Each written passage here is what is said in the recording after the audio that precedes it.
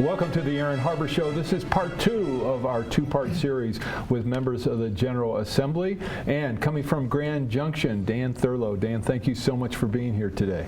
Aaron, thank you for having me. It's good to be here. My neighbor to the north, Jonathan Singer. Thanks for having me. It's a pleasure having you, and I know your constituents are delighted that you are their representative in the Colorado House. 60% of them are. Well, that's and the state senator, Kevin Lundberg, returning, a veteran of the program. But do you have like a permanent ticket to be on the show or what? Yeah, that's up to you, so I appreciate being back. All right, and you are the assistant majority leader in the state Senate as well. We don't want to forget that. And Dan Pabon from...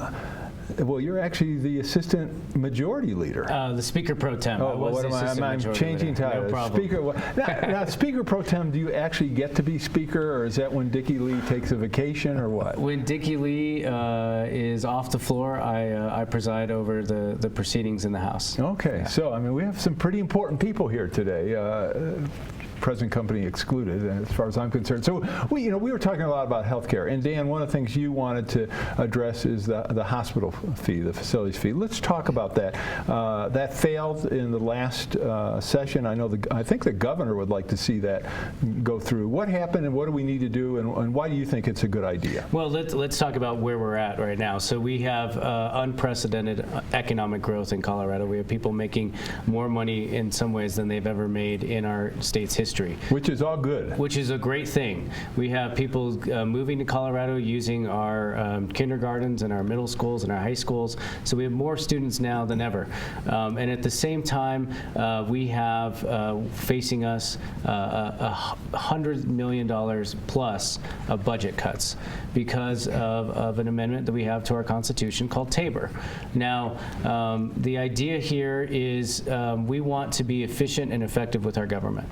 And we've been very efficient. In fact, we've had 6.5% reserves in the last couple of years. We've been, if there was a model efficiency, we would have it.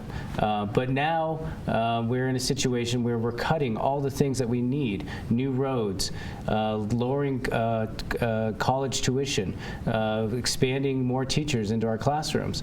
And so one of the few ways that we have to do that is use the hospital provider fee and exempt part of it from our Tabor revenues. And that's what we're asking to do. It's a very modest proposal, and it's one that would allow all these other items, again, lower college tuition, teachers in our classrooms, fixing our roads, to happen. Okay, and actually, I don't know about lower college tuition, probably college tuition not going up as much as it would. Fair point.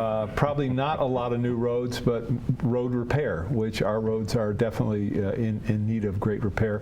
Probably not adding a lot of teachers to the classroom, but at least not taking teachers out of the classroom and increasing class size. That's my sense of where we are. We're also talking about, we're not talking about out of a, what is it, $22 billion state budget. How much are we talking about? Less than less than $600 million. Actually, so that's a lot of money. Is that a lot of money, Kevin? That's a lot of money, and let's put the rest of it in perspective. It's actually over $26 billion a year that the state government burns through. And including all the federal money we get. Well, yes, including all the federal money, and that's the key to the hospital provider fee. What that is it's a gimmick to draw down more federal dollars to pour into the hospital's financial system. Okay, and a rather intriguing concept where the hospitals supposedly provide several $100 million, and then the federal government matches that, and then the state of Colorado returns that money to the hospitals. It's a double your money type deal. That's what the provider fee is. It was set up that way, and now that they found that they set it up so that it does actually fit within some of the Tabor limitations, that they want to take that away so they can spend more money elsewhere. I believe government should be limited, and I frankly believe that government is larger and we need greater efficiencies, and we're not going to find those efficiencies if we continually find new gimmicks to pour more cash into the system. And I'm going to leave you with one final point, and that is I don't believe it's going to be final, but this idea that the federal government will always be providing this this additional cash through this, gimmick they work with is something we shouldn't be relying on. Even as that one insurance cooperative went under because the federal government didn't have the money to provide that they were counting on to support that.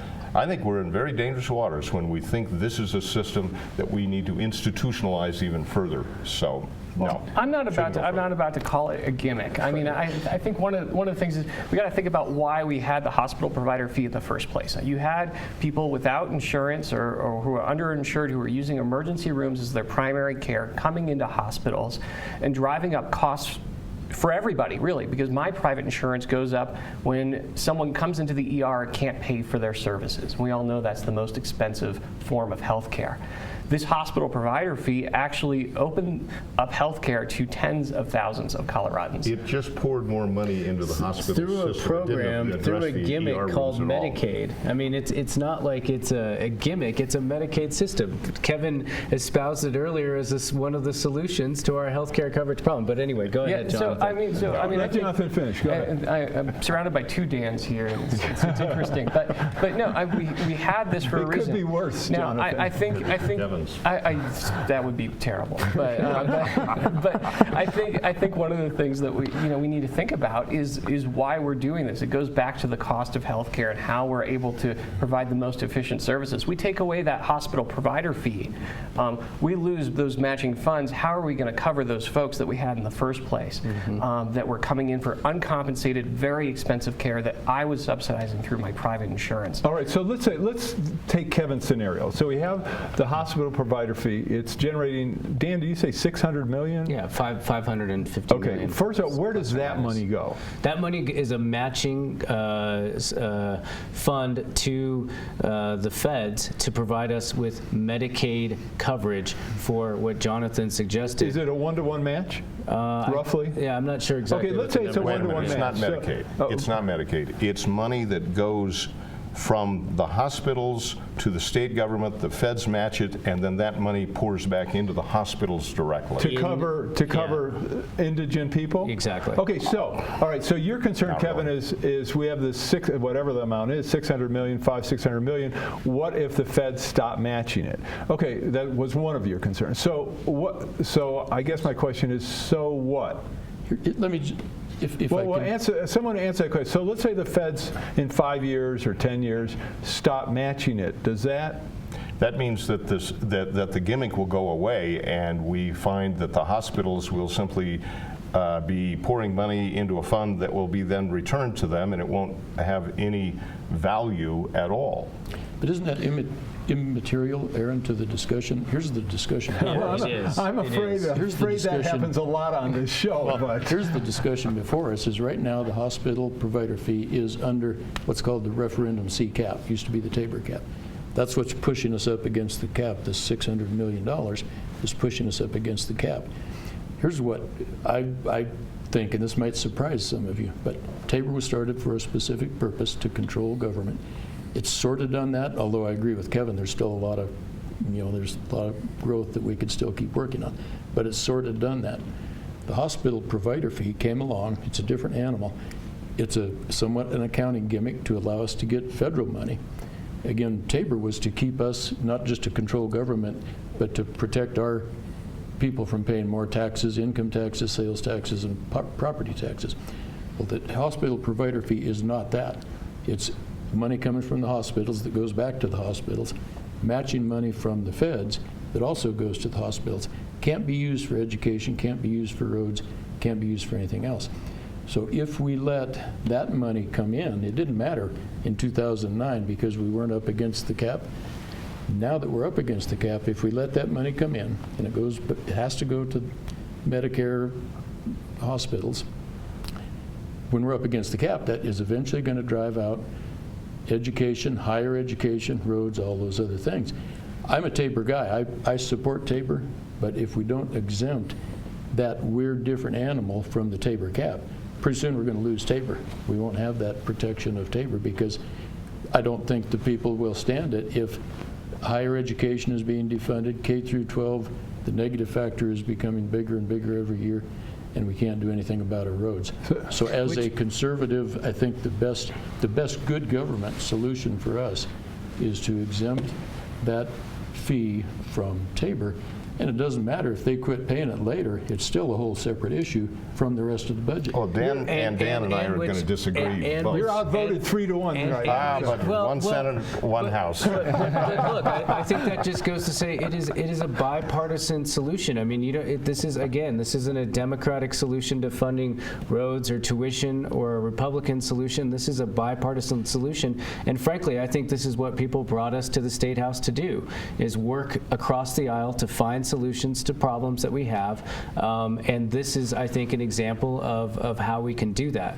Now, certainly, on the far extremes of our parties, there's going to be disagreement. There's no doubt about that, and it's good for the institution to have these conversations. Yeah, and there are two choices, and I'm going to be extreme in this one thing and insisting on putting this in here, and that is it's a limited government or unlimited growth of government. But let me just finish. In this case, we've had such limited government. Again, if you look at the way Colorado's budget has worked under Tabor, it is exactly what the proponents of the referendum wanted. We've had to be very efficient in the work that we've done. And if you compare our budget compared to other state budgets, everyone has had tax increase upon tax increase. Colorado has done this all without tax increases for years. Due to Tabor. And so all we're asking We've had a few $billion in fee increases. All we're asking is a modicum, a small amount in the budget to help, again, offset tuition cost, roads, teachers in the classrooms. And Aaron, I want to tell you, in my 13 plus years in the legislature. You can say 14, it's I'll okay. say 14, we're rolling into that now. This is the argument I always hear, just a little bit more. Let's have a little bit more. And we're now at a burn rate of over $26 billion a year. The people of Colorado need to sort this out. Do they want a bigger, more intrusive, complicated government, or do they want the government to truly live within strict parameters that allow the individual to have liberty rather than the government to have everything they need? Isn't the question Hold on, but let me ask you a question. We're way over time. I'm being told to shut up. But I mean, this, in terms of the size of government, what this proposal doesn't change the size of government. It gives them another several $100 million. I mean, the beauty of Tabor is it does put some limits on it. But here's the problem. I'm with your Republican colleague. It's going to be it's mandated programs. The federal government is saying you have to provide Medicare for these people. The Medicare reimbursement is not high enough to cover the hospital's So cost. this helps. So we've set up this sort of shell game in order to help cover that cost. I'm all for limited government, but why would we turn down money from outside of our economy that comes in and to help pay for a program that they are mandating that we do? Well, the reason is I think some people believe that every time you create a path for more revenue, that you're increasing the size of government, and there are people who philosophically believe that's just simply the wrong way to go. And so why keep doing these kinds of efforts, including this, to expand government and I understand activity? It's a convoluted argument, and it's very hard to understand, but my premise would be that it is not increasing the size of our Colorado state government. It is increasing the burden on our hospitals because of a federal mandate. And why would we then turn down some money to help address that cost? And by the way, the hospitals are in favor of this. All right. Of course they are. They get the cash. I'd be in favor of getting $600 million. Anybody want to write a check? Do you want to take care of sick people too, or you want to take care of sick people too in the ER? Yeah. You couldn't pay me enough. Is that an issue? Do we care about sick people, Jonathan?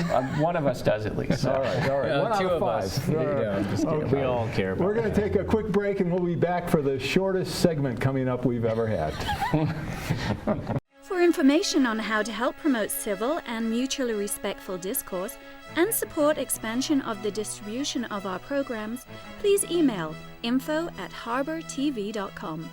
Hi, I'm Aaron Harber, host of The Aaron Harber Show. For information about the program, who our upcoming guests and topics are, and ways you can participate, please go to our website. That's harbertv.com. And most of all, thanks for watching.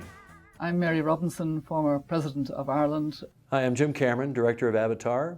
I'm Christina Johnson, former Undersecretary of Energy. Hi, I'm Oliver Stone. Hi, I'm Mike Peters. I'm the creator of Mother Goose and Grimm. Watch the Aaron Harber Show. I would encourage you to watch the Aaron Harber Show. It's good fun. Watch the Aaron Harber Show because he's a really cool guy. Please watch the Aaron Harber Show, on which I do appear. I want you to watch the Aaron Harber Show. Grimmy watches it every day. I'm Aaron Harber, host of the Aaron Harber Show. You can follow the show on Twitter and find us on Facebook to get all the latest updates, see behind-the-scene photos, and make comments and ask me questions. You can see episodes before their TV broadcast, so like the show today. Your opinions, ideas, suggestions, and criticisms related to guests, topics, questions, or the host are welcome. Please send an email to producer@harbortv.com.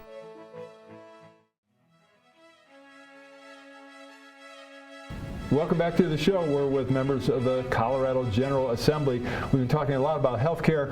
Well, speaking of health care, marijuana, medical and recreational. Jonathan, I want to start with you. What fine-tuning do you think the state needs? I mean, we're certainly seen as the leader, whether we like it or not, in this arena nationally. And a lot of states have been looking to us for our experience. What do we need to tweak or fine-tune? Well, first of all, insurance isn't going to cover it, so we'll just throw that out there. There's no hospital provider fee for this. So I think that is it an approved generic drug yet, or only in Boulder. So I think that the one thing that I tell people about marijuana is we need to start treating it like the drug that it is, and not the drug that some people fear it to be. And in a situation where the federal government still has created this federal ban, we're still doing cartwheels to make sure that we're staying in league with federal law, but holding faith with the voters. And it was interesting. I was one of only 2 state lawmakers that publicly supported Amendment 64 when it first came out.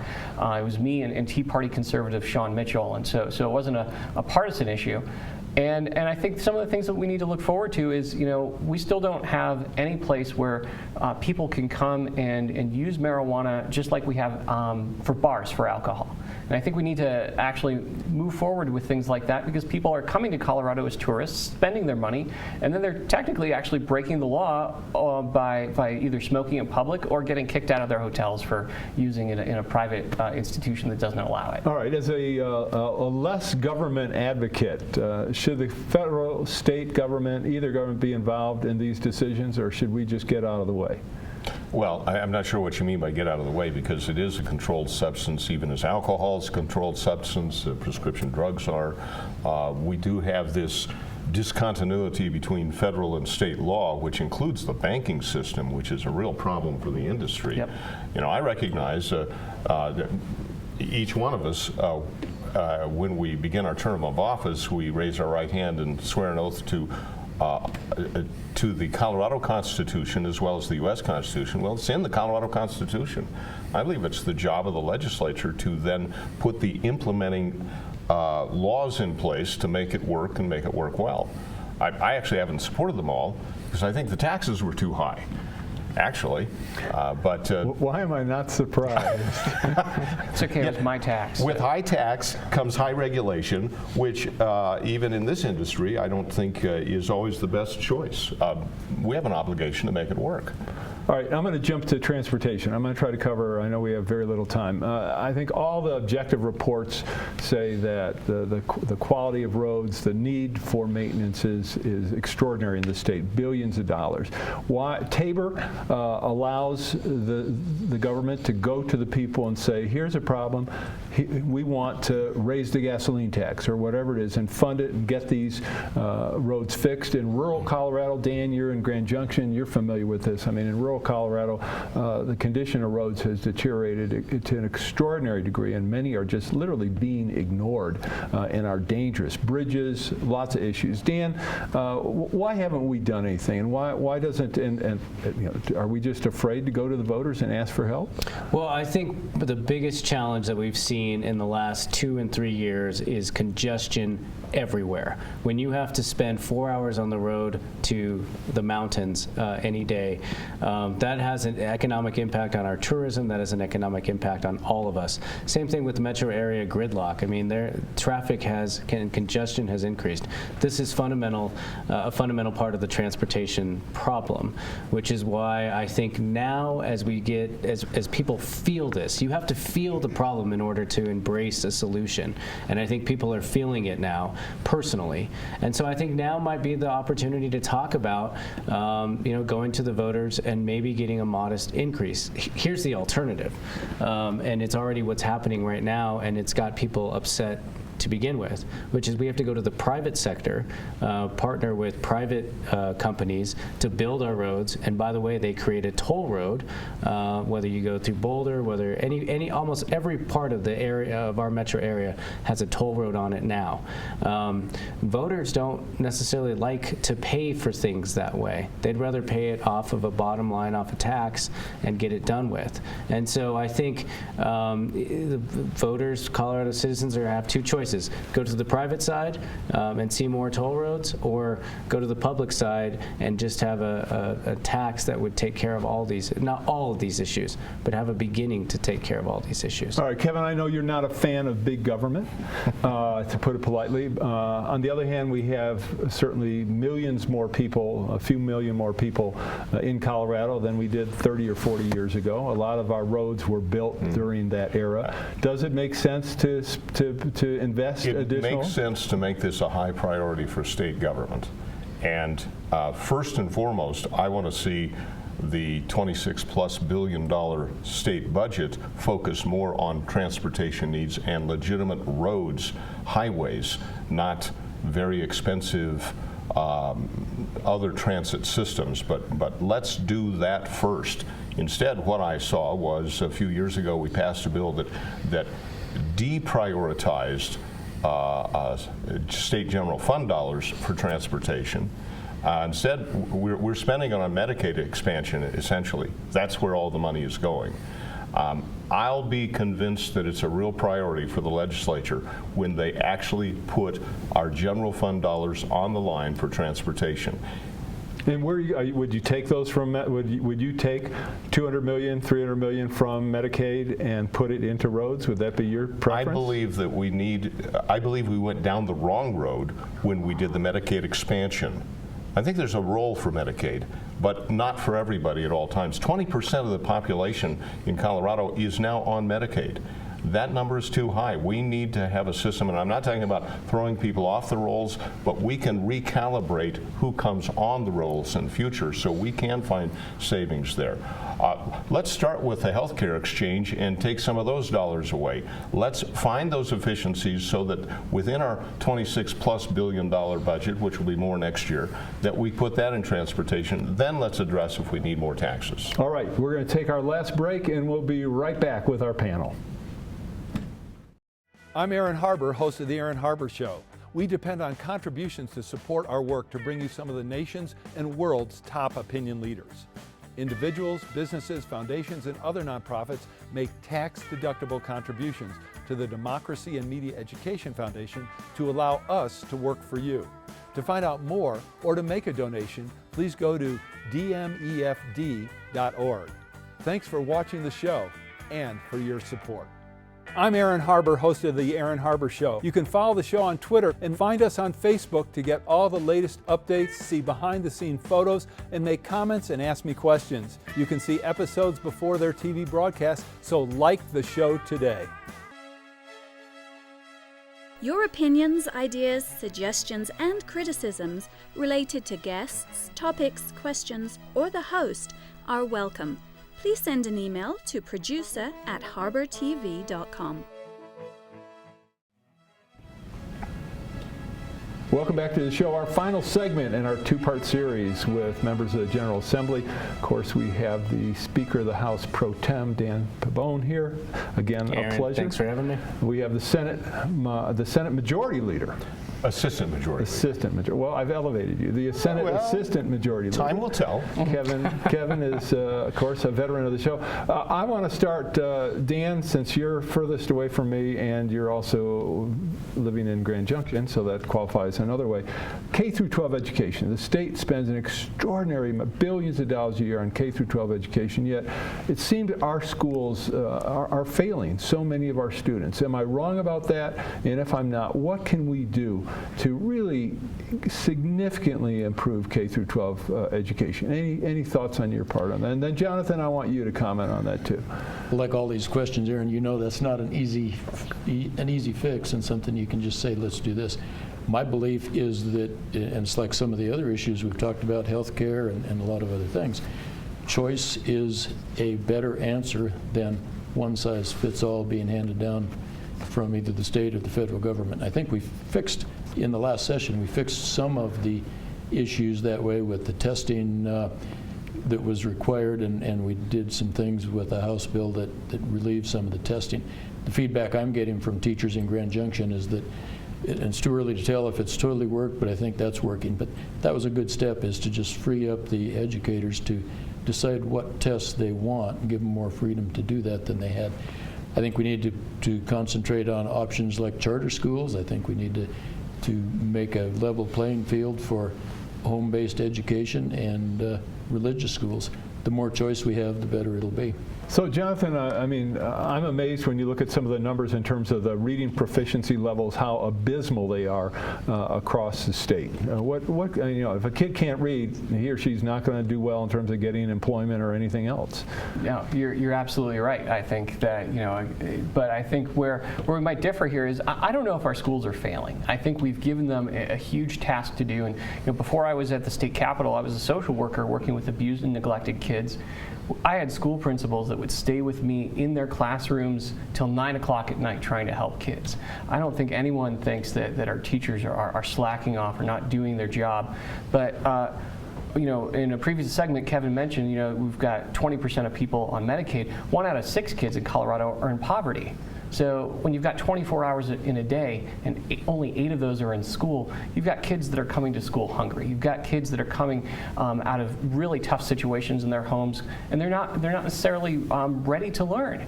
And so we need to create a situation where it's not just focusing on the schools, but focusing on the picture as a whole, because we know that when everyone is doing well, everyone does better. Is our problem our parents?